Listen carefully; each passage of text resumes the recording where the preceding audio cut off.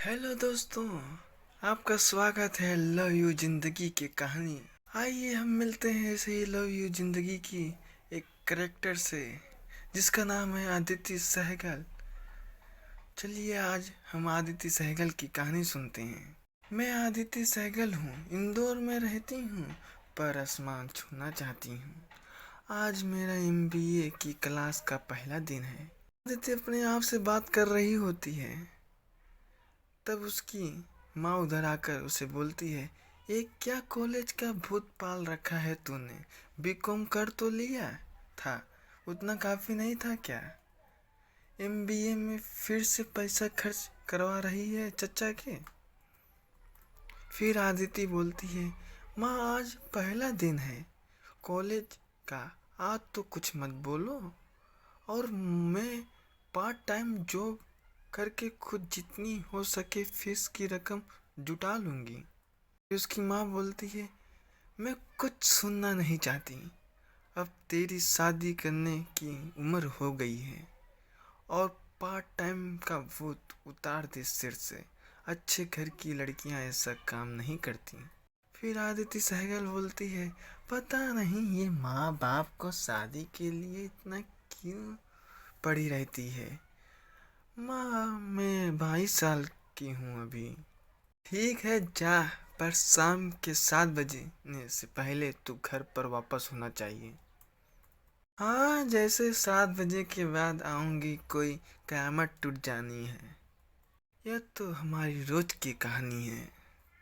जानती हूँ माँ कंट्रोलिंग है, बहुत झगड़े होते हैं हमारे, इस कारण मेरे पापा तो बचपन में ही गुजर गए थे। आखिर माँ ने ही तो मुझे और मेरे भाई अनुराग को बड़ा किया है। और अब तो भाई भी नहीं है। 16 साल का था जब एक रात वह हम सबको छोड़कर घर से फरार हो गया। उसे ढूंढने की बहुत कोशिश हुई थी, पर वह नहीं मिला। आजकल वो कहाँ है कुछ पता नहीं। पर मैं ऐसा कोई कदम नहीं उठाने वाली।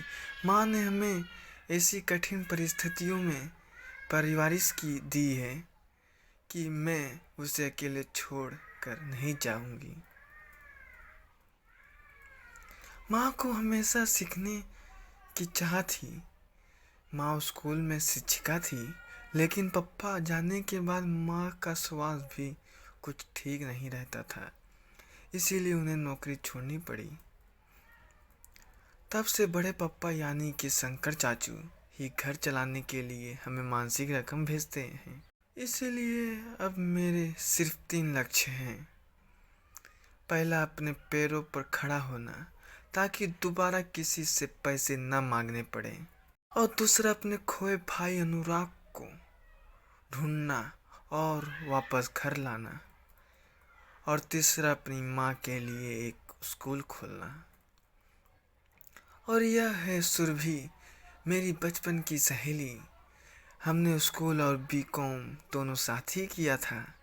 फिर उसकी दोस्त सुरभि उसे बोलती है, आती थी यहाँ उसके कॉलेज में। सुरभि यार, आज एमबीए का पहला दिन है, मुझे टेंशन हो रही है। जितना कुछ मैंने सुना है, एमबीए में सिर्फ एक्समेस नहीं बल्कि असाइनमेंट्स, क्लास, इंटरेक्शन सब के अलग से मार्क्स होते हैं।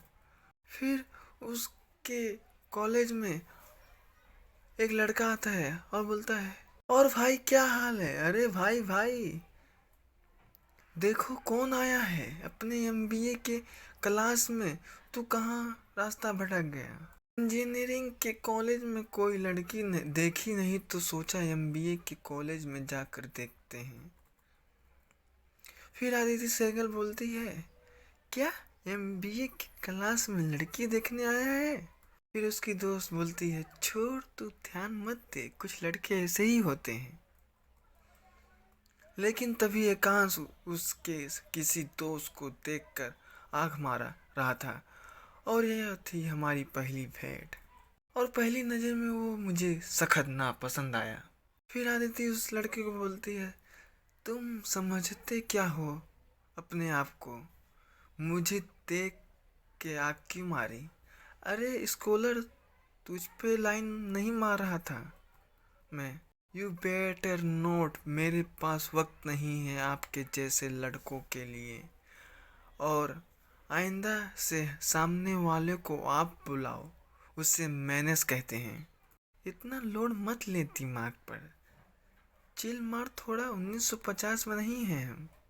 फिर आदिति बोलती है, तुम जैसे लड़कों को तो कॉलेज में एडमिशन ही नहीं मिलना चाहिए।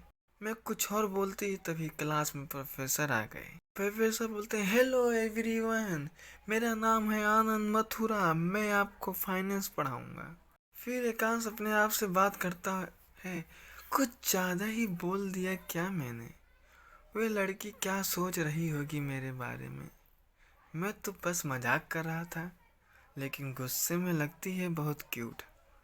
फिर वो एकांश आदिति के पास आता है और आदिति बोलती है, क्यों आए हो तुम यहाँ? एक बार बदतमीजी करके तुम्हारा मन नहीं भरा जो फिर ले आए?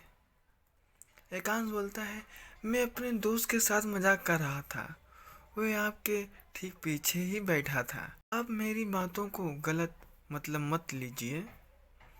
इसी के साथ हमारा फर्स्ट एपिसोड लव यू जिंदगी का इधर ही समाप्त होता है।